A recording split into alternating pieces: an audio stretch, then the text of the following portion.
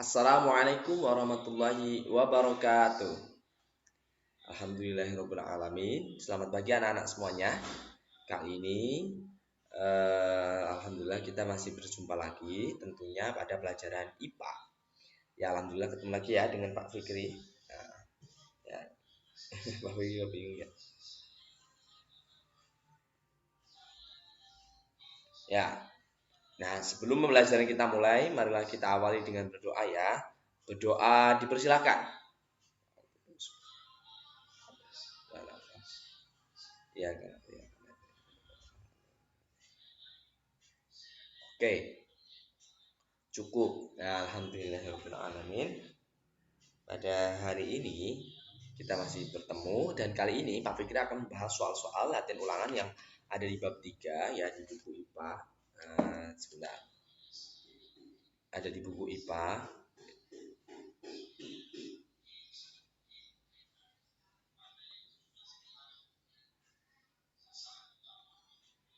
Ya, di buku IPA.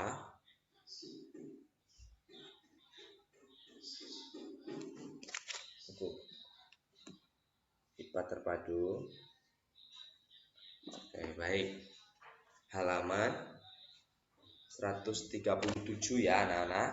Anak-anak bisa membukanya di halaman 137.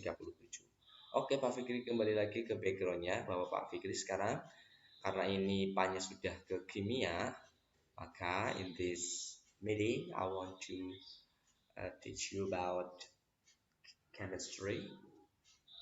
Oke, ya kita akan membahas ya, kita akan discussion about equation on task 3 ya, pada bab 3 ya, tugas latihan bab 3.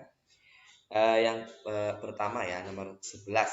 Nah, langsung saja ya. Nah, tapi berdoa dulu, kita awali dengan berdoa supaya diberi kelancaran dan ilmu yang bermanfaat. Berdoa dipersilakan.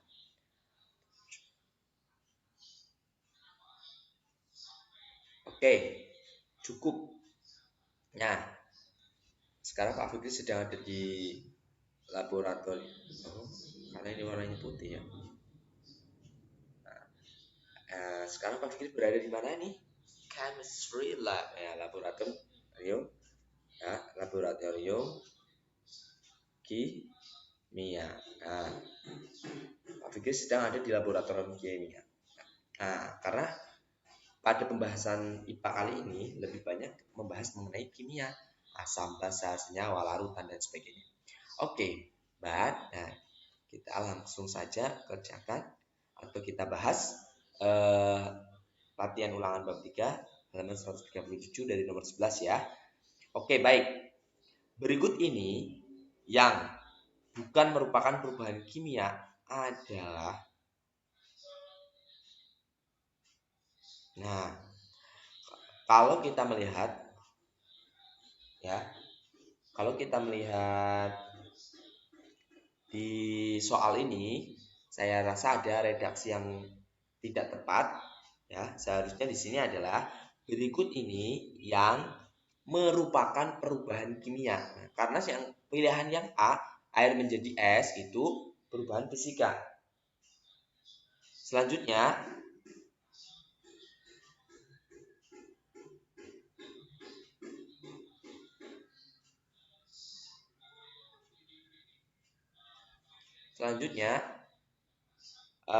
pembuatan bubur termasuk juga perubahan fisika.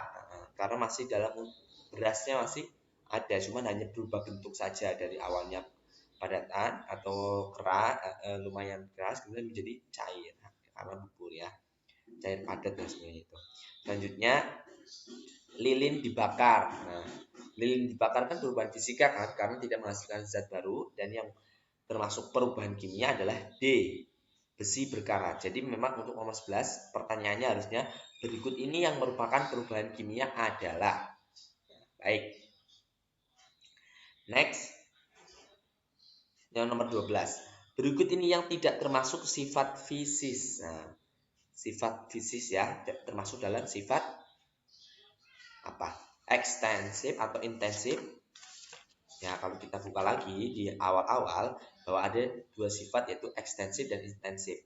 Ekstensif itu sifat yang dipengaruhi oleh jumlah materi, baik itu volume maupun massa. Sedangkan intensif adalah sifat yang tidak dipengaruhi atau bergantung pada jumlah atau ukuran zat. Nah, sifat intensif itu dibagi menjadi dua, sifat fisik dan sifat kimia, atau sifat fisika dan sifat kimia. Oke, baik. Yang pertama, A, mudah tidaknya dibakar. Nah, langsung ya, sebenarnya itu termasuk sifat kimia. Ya, ya. Adapun kerapatan, selanjutnya ada kemagnetan, selanjutnya ada titik beku, itu termasuk dalam perubahan sifat fisika. Nah, selanjutnya, nomor 13. Perubahan berikut yang termasuk dalam perubahan fisis, yang termasuk dalam perubahan fisika, atau perubahan fisis itu sama ya. Jangan sampai bingung dengan istilah yang ada di buku. Oke, yang termasuk mana nih? Kayu terbakar, jelas tidak, karena menghasilkan zat baru. Mengelantangkan pakaian dengan pemutih. Nah, itu juga perubahan kimia karena warnanya ada perubahan warna di situ. Selanjutnya ada gula larut dalam air. Nah, gula larut dalam air itu bisa dikembalikan lagi menjadi kristal-kristal gula ya melalui proses penguapan dan akhirnya terbentuk kerak-kerak gula. Sehingga ya gula larut dalam air termasuk dalam peristiwa perubahan fisika karena tidak menghasilkan zat baru dan dapat kembali ke bentuk semula. Oke, selanjutnya nomor 14 ya. Di nomor 14, perhatikan contoh perubahan materi berikut ini. Yang pertama, peristiwa 1, ada kertas dibakar. Yang kedua, air membeku. Yang ketiga, iodin menyublim. Yang keempat, nasi menjadi basi.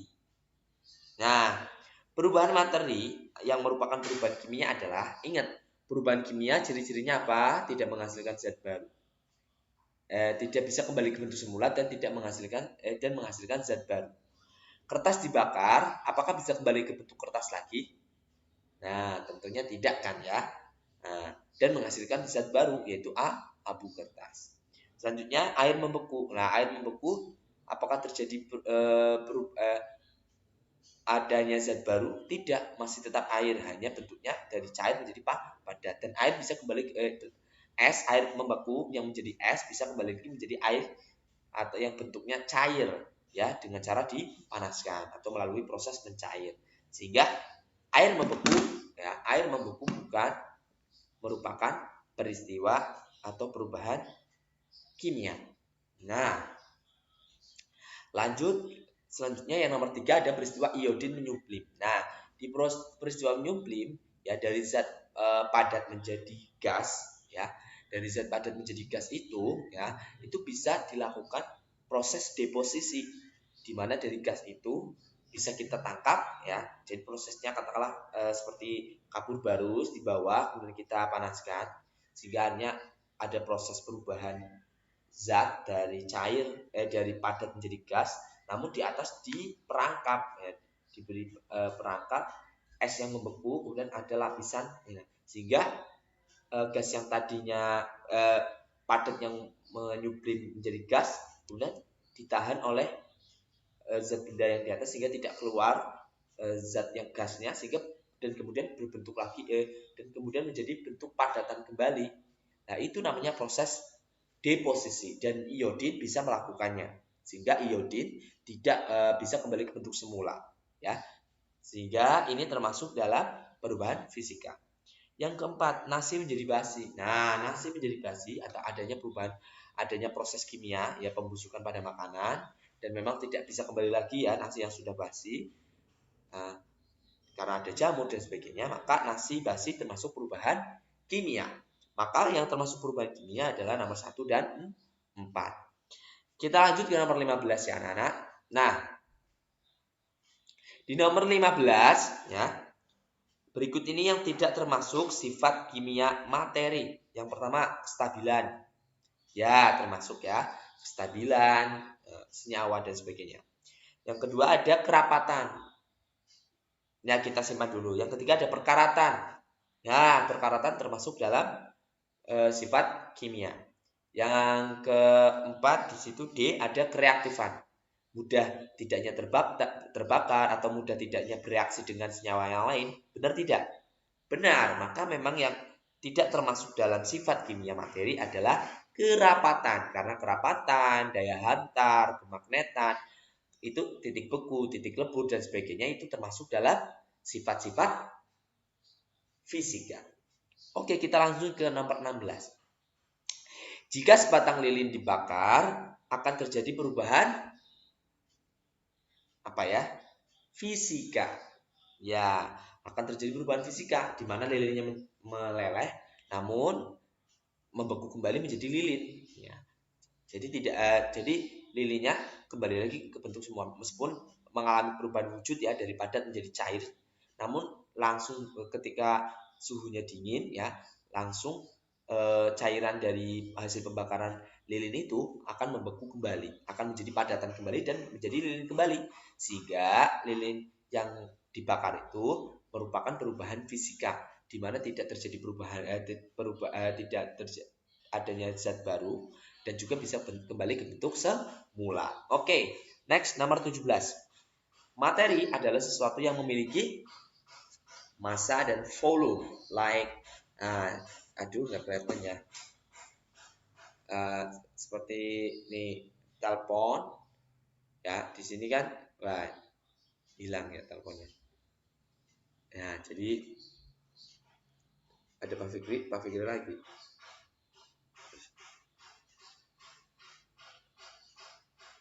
Pak Fikrinya ada banyak banget. Ya, jadi ini adalah contoh materi memiliki massa ketika ditimbang, memiliki massa dan memiliki volume. Nah, jadi kalau diukur berapa panjangnya, lebarnya, kemudian tingginya, maka ada volume. Itu namanya adalah materi. Ya. Buku ini. Selanjutnya apalagi? Ya, masker. Ya. Nah, meskipun masker kelihatannya sepele ya, seolah-olah tidak memiliki volume, ini adalah tetap memiliki volume. Oke, jangan lupa ya kalau berpergian tetap pakai masker ya.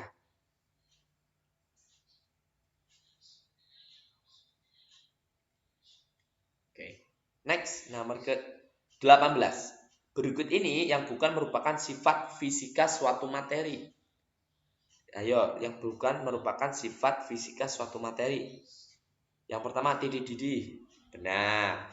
Titik beku. Benar. Atau titik lebur. Benar. Kerapatan. Benar. Daya hantar. Benar. Kemagnetan.